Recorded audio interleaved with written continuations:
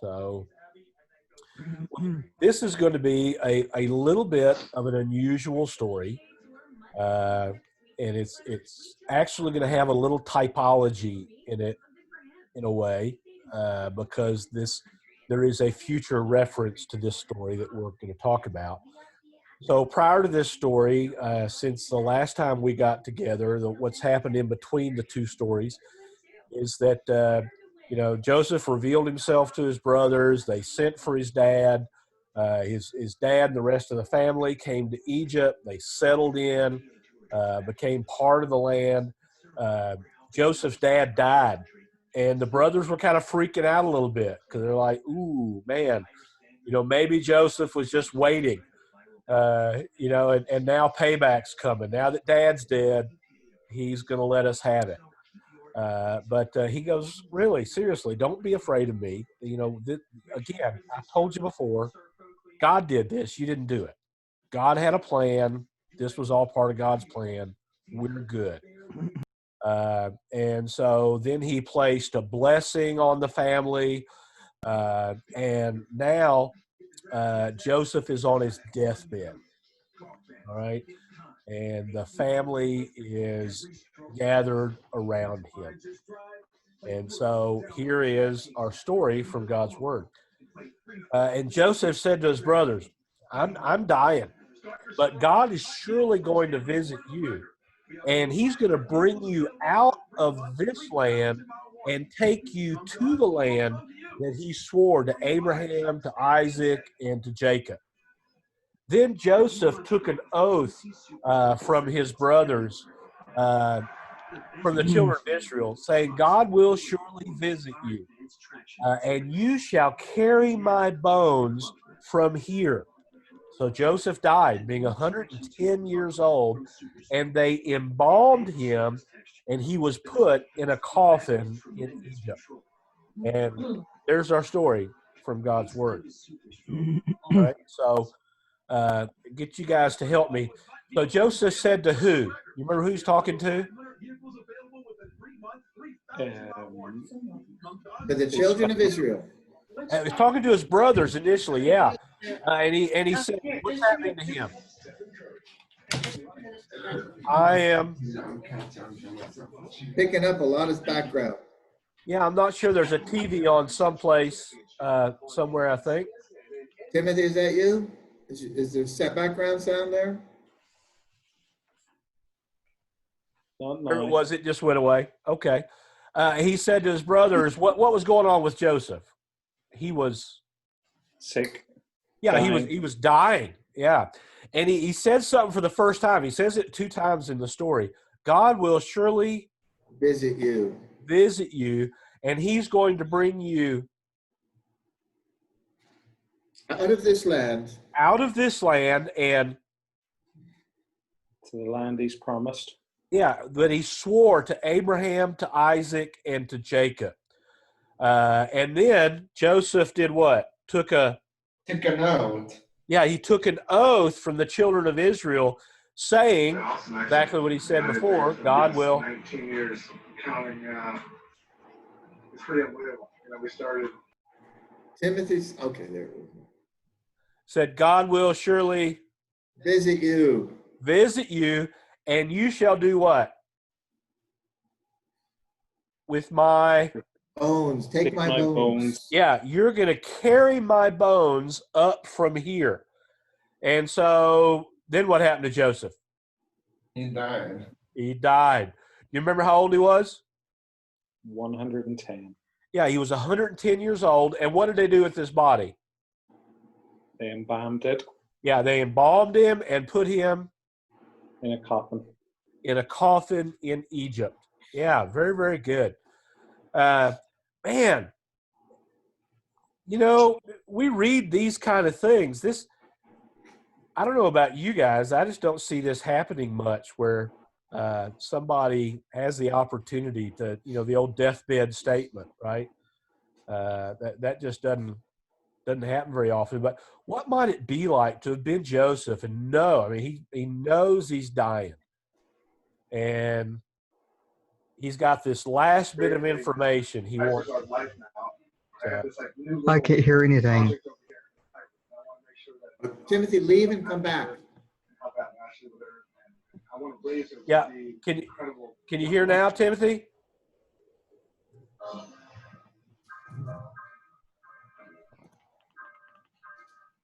Not only golf, but all sports. Longevity is huge. Yeah, You've because done it we your can own hear the way. You've TV. done it the way the Tigers of the world. There we go.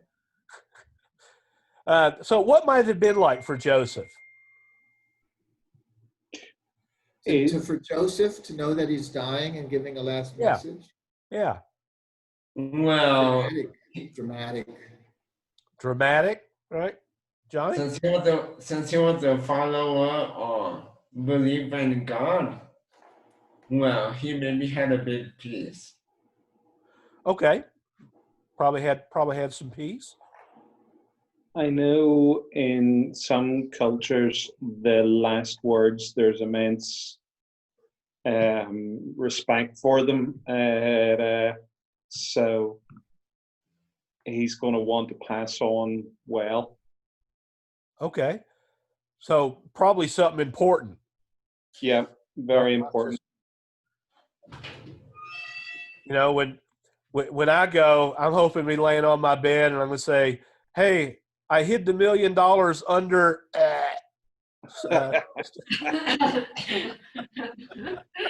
You know, just to drive my kids crazy.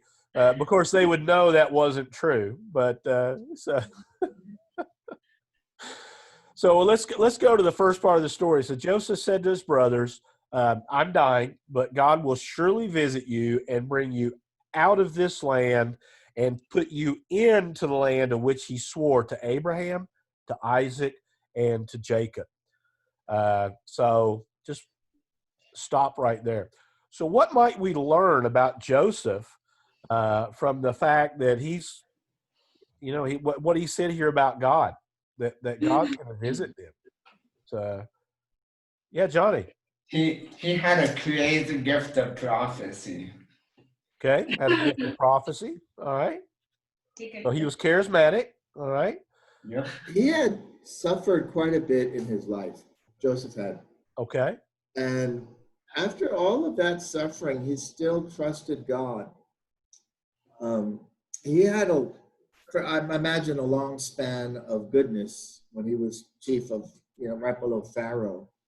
But he had a tremendous amount of suffering, and he still had faith in God, which is very interesting. Well, let's talk about that for a second, because Andrew, you bring up something really good. Yeah, he had suffering, but overall in Egypt, had he suffered or been blessed more? He was blessed a lot. Yeah. What about some of the rest of you? He suffered a lot too. I mean, he was in jail. We don't know how long. 10 years, I think we said. But for at least 70 years or so, probably more, he's been one of the richest men in the entire country, second most powerful man in all the country. So is he better off than he would have been if he'd been in Canaan? Financially, just materially? Materially, he's definitely better off. But Had God walked with him? In the famine. He didn't die in the famine. Not only did he not die in the famine, but what else was he able to do in the famine? Save his whole family and the whole world, basically. Yeah, the whole country. I think working for Potiphar, you would get a lot more money than working in your hometown.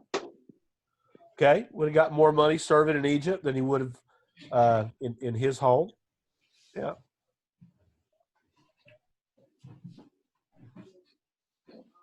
He still must be hearing from God for him to have the ability to say, you're going to see hear from God again, and He's going to take you home. Okay. Wow. But your question is he better off than he would have been in Canaan? And I don't know if he believes that because he wanted even his body, the rest over parts of his body, to be taken back to Canaan because that was what God had promised to them. Right. And so he and his understanding of God recognizes that it is the best thing you can do to be where God wants you to be, I think. So whether he's better off or not, I don't know. Financially, yes, but he may have had a real longing after having suffered so much and recognized God's hand in it all to say, I want what God had promised to us. And the material part of it doesn't matter. Well, yeah, Sam. There is a longing for home. It's maybe not as strong in men, but I know in women. My parents moved to Scotland 15 plus years ago. When my mum was ill and coming near the end, she was adamant she was not to be buried in Scotland. She was to be buried in Ireland. And she knew Scotland was the right place for her. Right. And for the health problems she had, it was good too, and otherwise. But she had to be buried in Ireland because that was home. That was where her whatever was, and there's maybe that with Joseph too. Home is the promised land. That's where I'm to be buried. Well, you mentioned promised land, and Andrew, you'd made an allusion to this as well. Just in this first part of the story, he's going to, he said God's going to take you out of this land and put you into the land of which he swore to Abraham, to Isaac, and to Jacob. And I find it odd. He calls Jacob, right? Because who was Jacob? He's there. Yeah, it was his dad. So he didn't say Abraham, Isaac, and dad, or Abraham, Isaac, and our father, but Abraham, Isaac, and Jacob, right?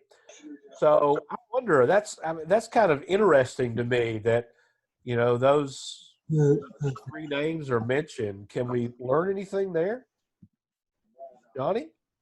He probably didn't have a very like long relationship with his father to be able to actually call him a father.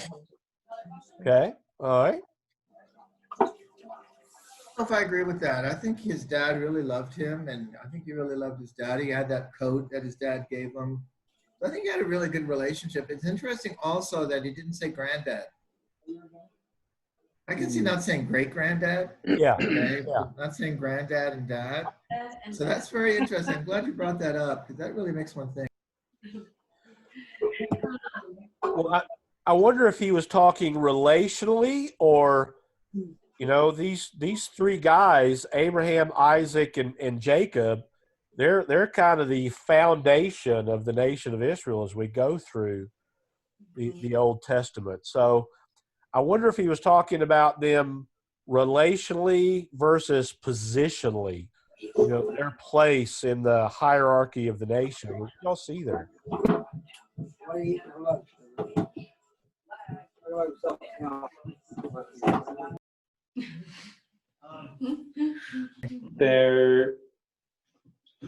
Are they all? He's identifying them not in the family thing, but as individuals that God has spoken or called or told. In a way, in the same way God has spoken to him. Okay. All right. Their identity isn't a family identity. It's a connection personally with God. Well, and it says the land which God swore to Abraham, Isaac, and Jacob. So Was that Canaan or was that Israel? The land that God swore. Yes. Yes. The answer is yes. So It was Canaan, but later it was renamed as Israel. Oh, okay. It's the same. yeah, different names, same place. Okay, awesome. All of them started out, as I recall, Abraham, Isaac, and Jacob started out with saying the God of my father, and it became their God. Yeah. God became their God through some dramatic experience. And so that may be what the foundation is here, is that Joseph is saying faith is the abiding principle that he's recognizing. And he's also hoping in faith that he will be part of that inheritance of that eternal land that's given to them.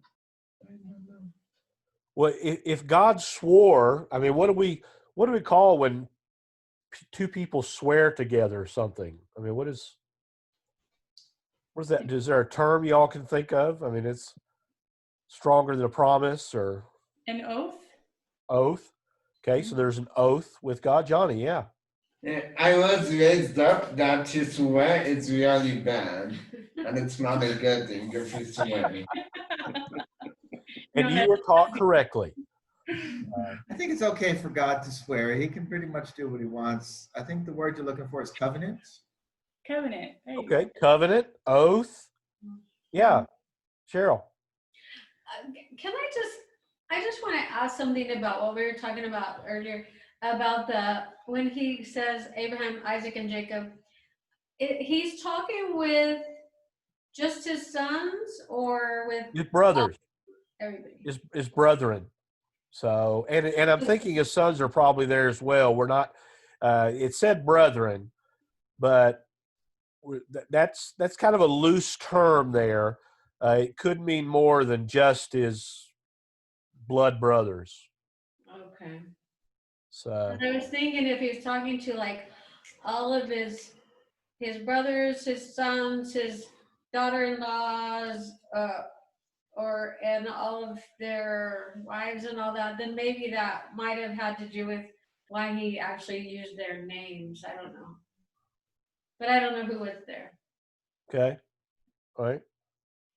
Anyway, about the oath. Yeah, well, so Abraham, Isaac, and Jacob, they were the ones that God made this oath with, and it was, for all three of them that was repeated, and it said He said God will surely visit you and take you out, bring you out of this land. So I find that interesting. So who is going to be the operating force there, according to what Joseph is saying? Did it say you're going to leave the Holy Land and go, or you're going to leave the land of Egypt and go back to the Holy Land? No, God's going to bring you out. God is the actor in the whole, or the driving force of everything in that whole situation. Huh. Wow. That's interesting. Yeah, it's God who's going to bring them up out of the land. God. They may have something to do with it, but it's God who's responsible for it. I wonder if God had already told Joseph that, or if he gave like a false prophecy. I You wonder. need to elaborate on that, Johnny. Yeah. I wonder if God had already told Joseph that he's going to do that, or if Joseph was just saying stuff that God was going to do without consulting God about it. Well, since we know in the future that this is what God did, could it possibly be a false prophecy? I guess not. Good answer. So, And we do know that God promised the land to Abraham and to Isaac and to Jacob, because wherever your foot treads and whatnot, so that he had promised that before. Joseph is just repeating the promise. and to the generations that followed after them. That might be something good to put in an introduction. I'd not thought about that before, but yeah, that's, I want to write that down. Unless, of course, you're doing stories, in which case you wouldn't. Coaching notes.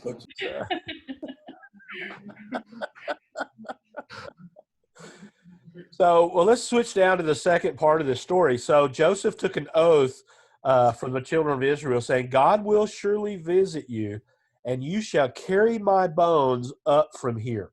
So Joseph died, being 110 years old, and they embalmed him, and he was put in a coffin in Egypt.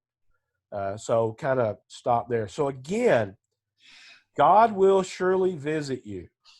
I love that expression, and I don't really know why. It's just I just like the, and because we know He did for us, right?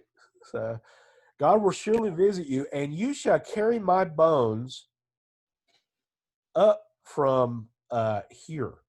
So he knows it's not going to be anytime soon, but whenever it is, He doesn't want His bones to be. He's going to be dead, right? You're dead.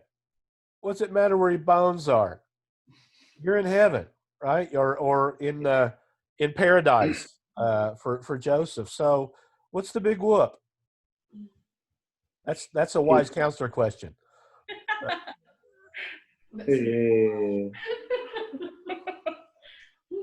Noted. It's a new one. One of the It new is a wise big counselor one. I mean, Joseph considers it to be important. Look at Joseph. Joseph is saying, this is important to me. Okay, he's not rebuked by God for it at all. And he considers it to be a very important part that he is placed in the promised land, that his bones are placed there. So Okay. I'm just thinking out loud. In Egypt, they're big in how they bury their dead. Maybe around that time, maybe not around that time. I know in Ireland, the funeral and burying the dead is it's a very big thing. So is there something in that I don't want you burying me here. You've got to bury me in a holy place, a proper place and in a proper way, maybe. Okay. Andrew. okay, Joseph has a really good position, and he didn't want for anything the last part of his life. And the children of Israel may think that Egypt is a really nice place. Let's stay here.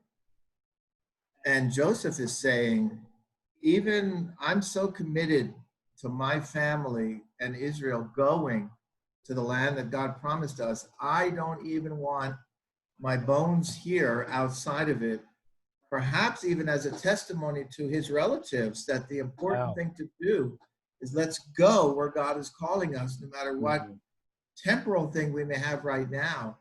Where we're going is where God wants us. So I believe he's testifying to his family through this, get out of here when you can. Well, now it's and here's a problem we have when we're looking at Bible stories, right? We have a tendency of looking at people in particular parts of the Bible through the lens of something that happens later, right? I mean, it's hard for us to get our chronology right. So at this point in Egypt, are the children of Israel being blessed or are they being persecuted? Blessed. Huh. So, I find it interesting that he's making such a big deal about them being taken out of a place of blessing. Right? I mean, isn't that weird? Yeah, Cheryl. But even though they're being blessed there, it's not their home, and I'm sure there's different customs, and so maybe it's like an exciting thing to them to think about, going home. Okay.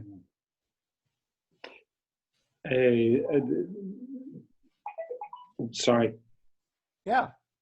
I was thinking symbolically, when we die, we were resting in God's presence. And in that time, the promised land was where God's presence was, because the Holy Spirit hadn't been brought yet to all of us. And so it was like a symbolic thing to say, if I'm going to rest in God, I need to be where God is. Okay. And that was just my thought. Yeah, Johnny. But God, well, just dancing to what Kathy said. Yeah, God is everywhere, and well, so that means He's also in Egypt. So one thing that I wanted to mention is maybe Joseph wanted to be buried over there in Canaan because all of his family members were buried in Canaan, Israel, and for the future generations when they go, they probably won't remember about Joseph if they don't see his tombstone there. Okay. All right, Sam. Good point. I was just thinking there, I had friends in India that had worked in the Gulf, and I thought I'd met racist people until I heard them talking about Arabs and the Gulf. And financially, it was a big blessing to them. And I know it was feeling was mutual. Yeah. Financially, it was a big blessing to them, but they all built the nice big homes in India, not in the Gulf. They were there for a time and for work and, to make their living. That was not where they were going to put down roots and like that. Okay. All right. Yeah. Wondering, just thinking out loud, it's a blessing for them here, but it's not where they're to put down roots. It's not home.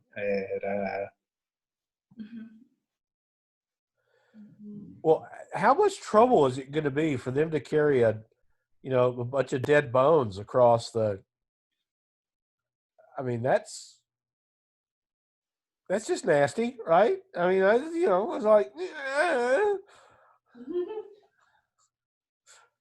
You get some horses or some donkeys, and you put the coffin on the casket on them, and then you travel that way. You don't need to carry them. Like Sam just said, you hire a foreigner to do it. Well, no. If it's family, it might be something that the family have to do. Maybe Egypt to Israel on a cart, but I know traditional rural funerals in Ireland, the family carries the body out of the house, down the lane, wow. sometimes to the church if it's a small village, half a mile. Wow. Yeah, I don't think my family's big enough to carry me that far. So that's. It just imagine the witness of it. Yeah. Yeah, that's true. That's true. Well,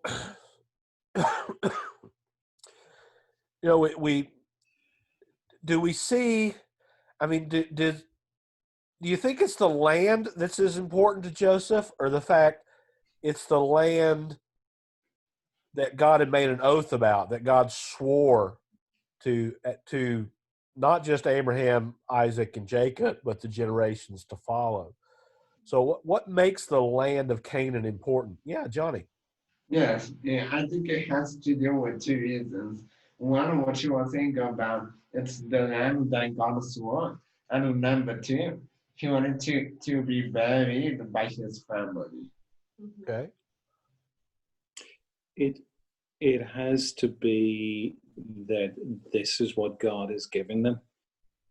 Because I would think in Egypt, that land by the Nile might look better than, or would be better than a lot of the land. I've never been to Israel, so I don't know, but I've been to that area in the Nile, and it's very productive. It has to be more from a worldly view, and we'd be better off here. Yeah. But that's not how Joseph's looking at it. Well, how do you think he might be looking at it then? So elaborate on that a little bit. He's thinking where God wants him to be, because he's seen in his life, when you're where God wants you to be, it's not going to be easy. It's kind of almost going to guarantee suffering, but it's going to be good. Okay. All right. Well, I mean, is he, and it's interesting because he's getting this he's talking to his brothers initially, but then he switches to, he takes an oath from the children of Israel, right? That when you guys leave from here, you're going to take my body with you. So, I mean, they're old already. I mean, we don't know how his brothers are even still alive at this point, that of this particular story, that if any of his other brothers have died. So is he putting his family on the spot anyway? The children of Israel? I mean, is he putting them? It's a deathbed thing. This guy's asking for it. You have to do it. Okay. It's a matter of honor for them. Okay, matter of honor. I think in a sense also he's invoking future generations because he says Israel, or children of Israel. Yeah. Which would invoke future generations. I find it interesting. He's taking an oath from people that aren't alive yet. So, yeah, Cheryl. Maybe he's saying to them, hey, don't get too comfortable here. Oh, wow. You're gonna go, so, plan on that. Make sure your kids know and their kids know that this is not it. Okay. All right. Right. Yeah, I like that. Yeah, don't get too comfortable here. Well, I'm wondering today, is that, he's telling them not to get too comfortable where they are. Is that still good advice today? Absolutely. Yeah. This is I mean, it's, mm-hmm. They were living in a land, they weren't living in a land of promise, but they were living in a land of abundance, at this point. And, we talked about that a little bit. I mean, today, are people tempted to get really comfortable in, where they are?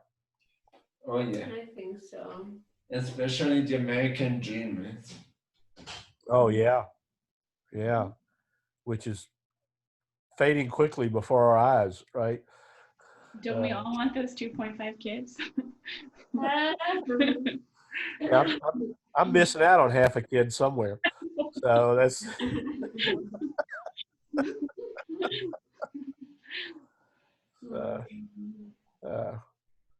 but I mean, what might it be like, for somebody to realize that they're getting really comfortable with where they are, and for God to kind of give them a wake up call? I mean, what might that be like? Can you think of a time where you or maybe somebody else is going through that? Car accident, maybe something like that. Okay, car accident. Are you asking for? Did you say if you or anybody else, or do you want? No, that example is good. I'm thinking maybe a worldwide pandemic. Might be something that. I mean, I know that's kind of a wild jump, but yeah, Johnny. Yes. Well, you're probably talking right now about being comfortable, like in a physical place. But I think people also get comfortable in a spiritual place, and Yeah, they God sure wants can. them to go to the next level, but they don't want to take that risk. Yeah. So he operates in the physical to show you your spiritual deficiency. Yeah. Can I share? Oh, go ahead, Sam. No. Go, Andrew. Well, I wanted to share a testimony, but I'll wait for the testimony. No, this. I'll wait for the last question. But Sam, did you want to share your story too, or did you just have something to say? It may be related, it may not. I think something you said, Johnny, made me think about it. You can be spiritually comfortable. For many years, I was an elder in a small Baptist church that was struggling, but it was very comfortable for me being there. And the Lord eventually allowed us to wind it up. And that left us for a long time in places where you're very uncomfortable. And you have to be very careful about what you say, about where you work and who you work with. Whereas I was used to being able to be honest and expect criticism for the right reasons, not the wrong reasons.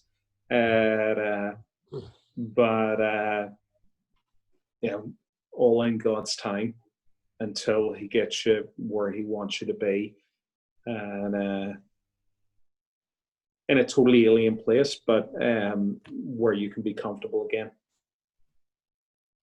In a good way. For sharing there. Yeah. You Oh. motivated me. We have time for me to share something? Certainly. Yeah, that's what I was getting ready to ask. We were in Mexico. We are in Mexico. About 10 years ago, our leadership asked people in Mexico to pray about moving to another country because there were a lot of us here. And the first thing I thought was no, because I really liked living in Mexico. And I didn't want to move to another country and start over again. That's just, there's a lot of work involved and a lot of relationships to form. And we have a lot of those. And the first thing that went through my mind was no. And then I said, Lord, that was wrong of me to say. I'll go wherever you send me. If you want me to go to another country, I'll do that. I'll do that joyfully. And we were praying about moving to a South American country. And that never came to fruition. But the Lord has opened up doors in Central and South America a lot. Yeah. And I don't know if that would have happened if I had not had the willingness to actually live in another place and follow God's call somewhere else. Start a completely new ministry, enjoy it, and be willing to go to other places as the Lord sends me. And so it was, that comfort thing of being in Egypt or whatever, living again along the Nile, having plenty of corn every year, whatever it is, big fat pigs to eat. Sure, yeah, that's enjoyable for sure. Yeah. And it is hard to be stuck in South America for a couple of weeks looking at maybe, wow, I might be here for several months, half a year. But that didn't happen, thank God. And the Lord helped us. And so, yeah, it was, I think being willing to do what God wants is important and go where he wants us to go. Yeah, Johnny. Yes, Dad. Yeah.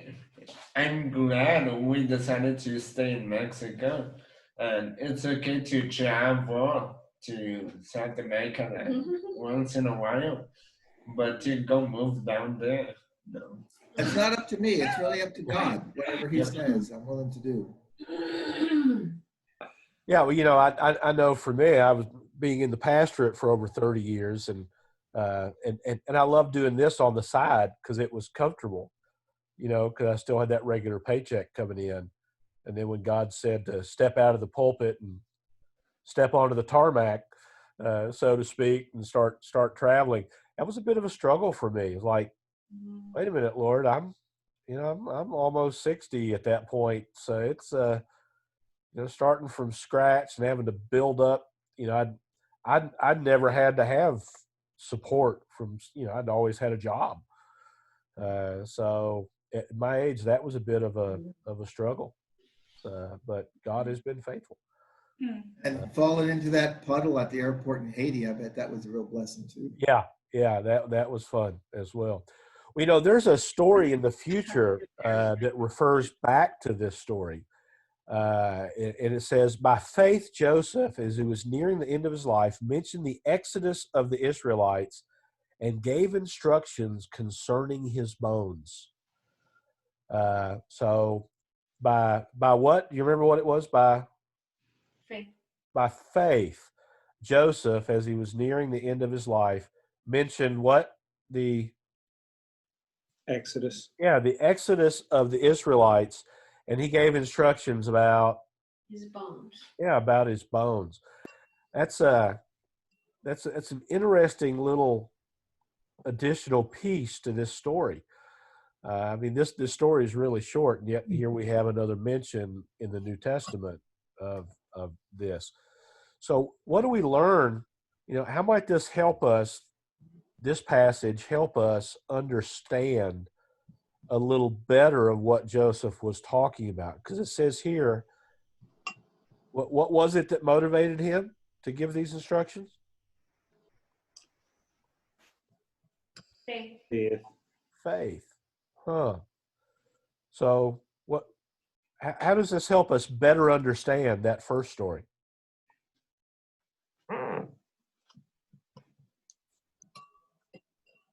It gives us an understanding of Joseph's faith in saying the things he was saying. Because he's now mentioning faith at the time, he's mentioning this will happen. Yeah, God will surely visit you.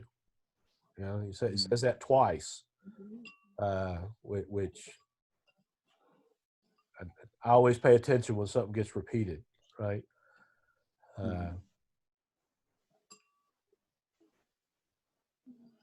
It's a long time coming, right? We know from the Bible it was 400 years. We think short term. Yeah.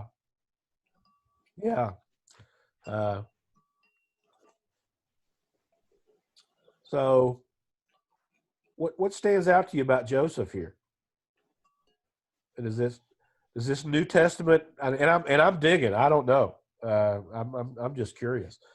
Joseph did not see with his own eyes that Exodus. Okay. And his children didn't see it. But there were two tribes of his tribes, not just children, but tribes, right, that went from Egypt to Israel, fulfilling the promise that God had made and the prophecy that Joseph had given. God will surely visit you.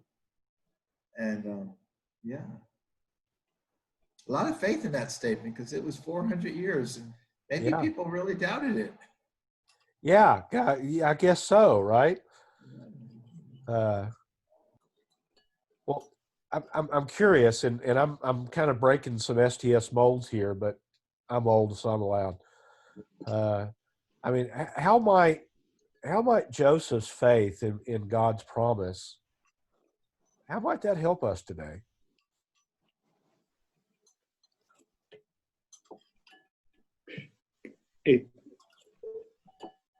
When we know God has said something is going to happen, we can trust him to do it. Yeah. And we might think in our lifetime or in our decade or something, but God's thinking in a totally different time scale. Yeah. Wow. Yeah. I like that. I think maybe also keeping your eyes on the eternal aspect of God and not the temporary blessings that you have. But at the end of the age, you want to hear, well done. Yeah. Well done. Not, you could have done better. Well, and I mean, that's for me, I mean, honestly, I'm when I look in the mirror, I'm always shocked to see the old guy looking at me. I'm just like the jokes that you see all the time. I knew I would get old. I didn't have any idea how fast it was going to happen. And for me, I have these young guys. I'm the oldest guy in our church. I have these young guys all the time ask me, what's important now, yada, yada, yada. And for me, I mean, in all honesty, at this point, the driving force of my life is I want to finish well. I mean, that's, I've got a lot less years ahead of me than I've got behind me. and I'm okay with that, but I don't want to waste those years.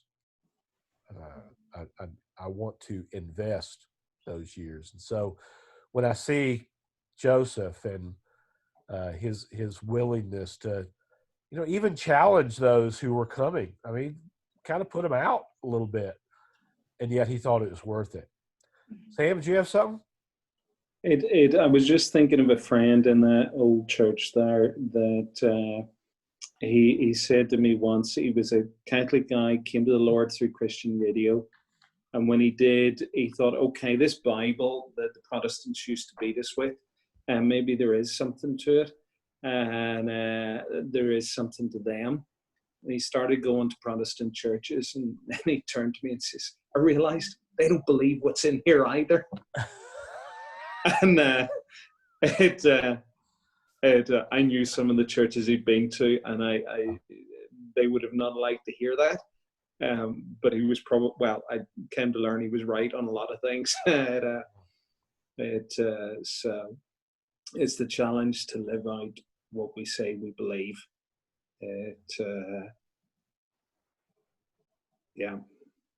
Joseph lived it out. We have to do the same. Well, I love history, and for anybody that saw the TV series Lonesome Dove, I don't know, Sam, I don't know if those are big deals. It's a whole Western series, and at the end, this one friend hauls his dead friend all across country to bury him at the place where they started. And most people don't know that's a true story of a famous character in Texas who his dead friend said, "Hey, I want you to take my body back to where we started and bury it."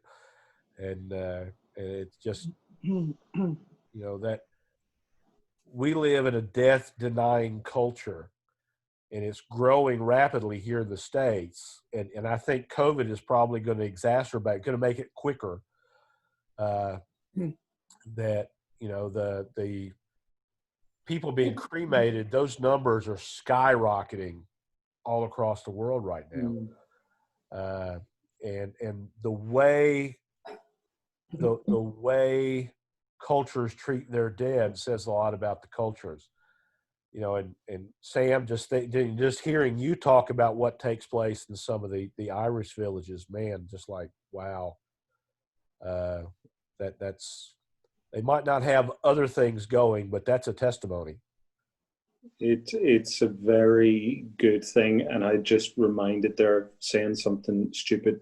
One of the other elders in that church had when he died, his funeral was actually done in the Catholic Church, but there was 3 Protestant pastors preached, and I got to preach too. And I started with good luck to the man who can get him in a box, and not realizing what I was saying, and half the church started giggling away. But yeah, it was interesting. It is interesting. Well, this first story is in Genesis chapter 50, verses 24 through 26. The second reference was in Hebrews chapter 11, verse 22. So I'm going to hit stop here.